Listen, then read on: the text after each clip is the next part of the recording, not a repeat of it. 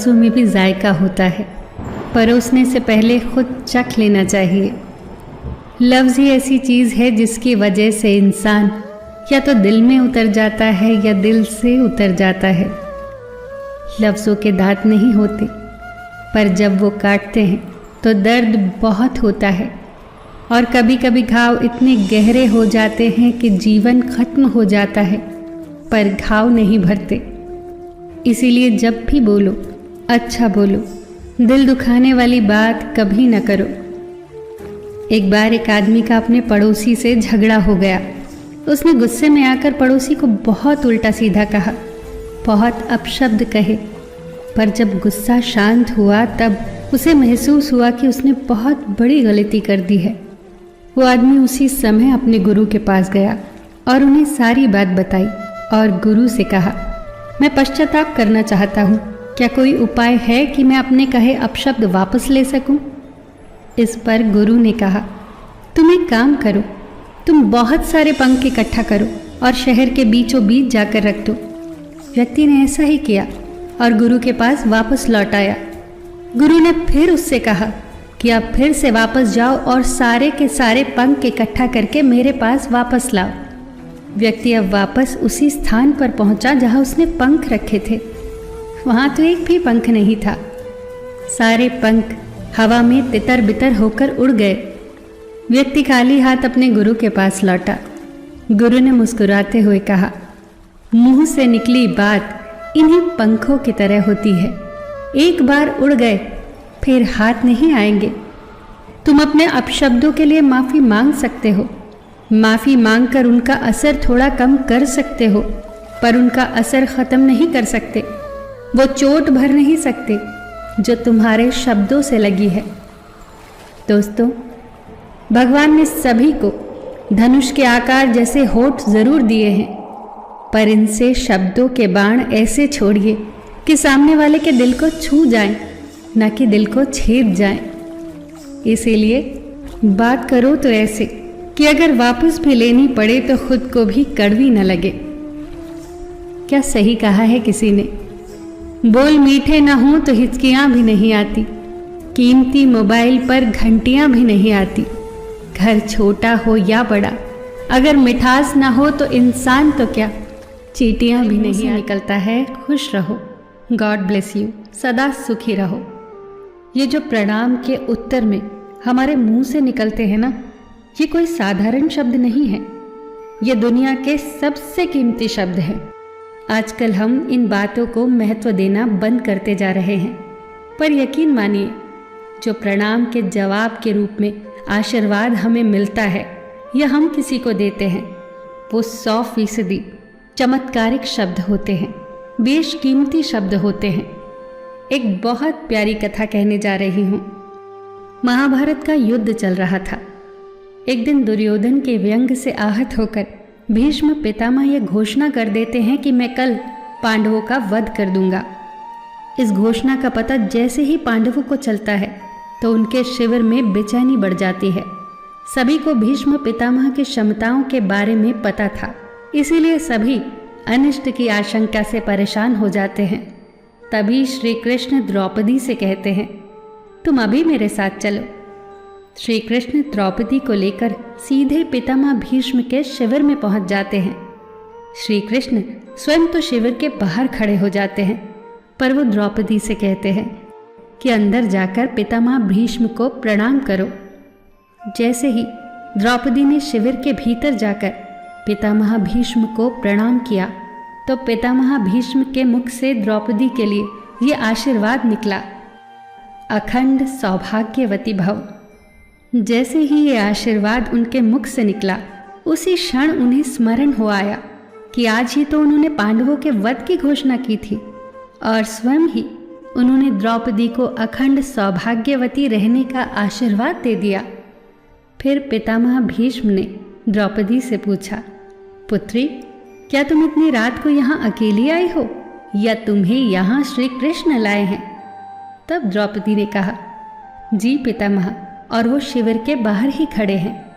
शिविर से बाहर निकलकर दोनों ने एक दूसरे को प्रणाम किया और पितामह भीष्म ने कहा, मेरे एक वचन को मेरे ही दूसरे वचन से काटने का काम केवल कृष्ण ही कर सकते हैं।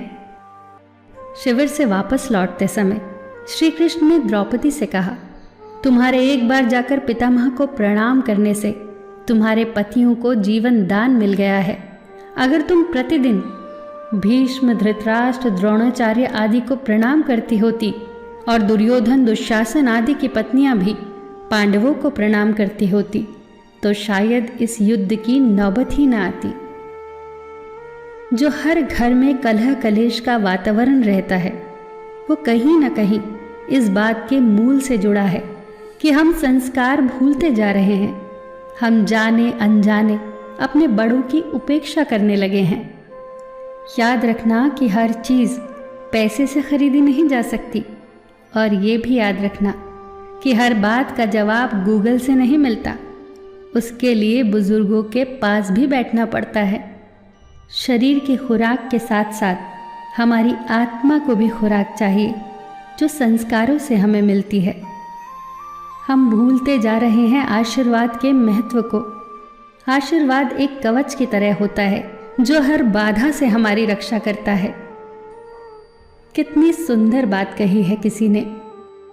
प्रणाम अनुशासन है, प्रणाम शीतलता है, प्रणाम आदर सिखाता है, प्रणाम से सुविचार आते हैं, प्रणाम झुकना सिखाता है, प्रणाम क्रोध मिटाता है, प्रणाम आंसू धो देता है, प्रणाम अहंकार मिटाता है, प्रणाम हमारी संस्कृति है। आप सभी को मेरा सादर प्रणाम। ईश्वर माफ कर देता है पर कर्म नहीं।